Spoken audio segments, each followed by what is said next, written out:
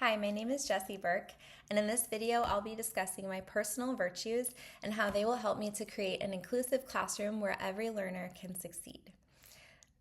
My strongest civic virtue is an emphasis on community. My goal of becoming a teacher is centered on this commitment to community. I care very deeply about my personal community, and I hope to use my education to step into a role that serves it even better. That skill of community emphasis will be useful in the classroom as I seek to create an inclusive environment for my students. I will utilize we language and create a mini community of togetherness and mutual respect that gives them ownership and belonging. My hope is that each of my students feels boosted by the team mentality in our classroom. My strongest moral virtue is integrity gained from a biblical foundation. I'm firmly entrenched in the teaching of the Bible, and this has shaped how I see people. Everyone is created in the image of God. Everyone is in need of the saving work of Jesus' death on the cross.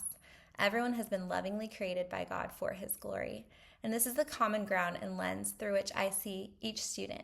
I'm motivated by this truth to learn about others in order to teach them more effectively, and this will shape my future classroom as I truly value everyone and aim to see them as God sees them. My strongest performance virtue is teamwork. I work very well with others. In my mind, collaboration is always possible, and I tend to have the ability to partner well with anyone. And this skill will be beneficial when I create my future classroom, as I hope to build a team mentality in my students as well. This ability to cooperate well with others is something I can teach young learners by my example so that they can also work together by recognizing and utilizing one another's strengths. My strongest intellectual virtue is understanding multiple perspectives. I automatically put myself in someone's shoes, or at the very least, my knee-jerk reaction is to attempt it, and I can see and appreciate multifaceted perspectives as they relate to a subject or a disagreement. This makes me a very non-aggressive communicator, and I can help students develop conversational and interpersonal skills that foster unity and understanding. Along with these virtues, the virtues I consider most important are humility and compassion. They're the skills I plan to focus on developing more than anything else. These allow me to uphold the concept of Imago Dei, hopefully I'm saying that correctly, seeing that every person alive is incredibly precious to God. Compassion and humility are essential to being others-focused and to understanding that everyone is made to reflect the image of God. And since the gospel hinges on His incredible love for them, I must approach everything as an educator with this in mind. Character formation, in my mind, comes from my being willing to learn and grow. It requires an enthusiasm for continually making adjustments in my thinking and methods for the purpose of having a positive impact on those around me.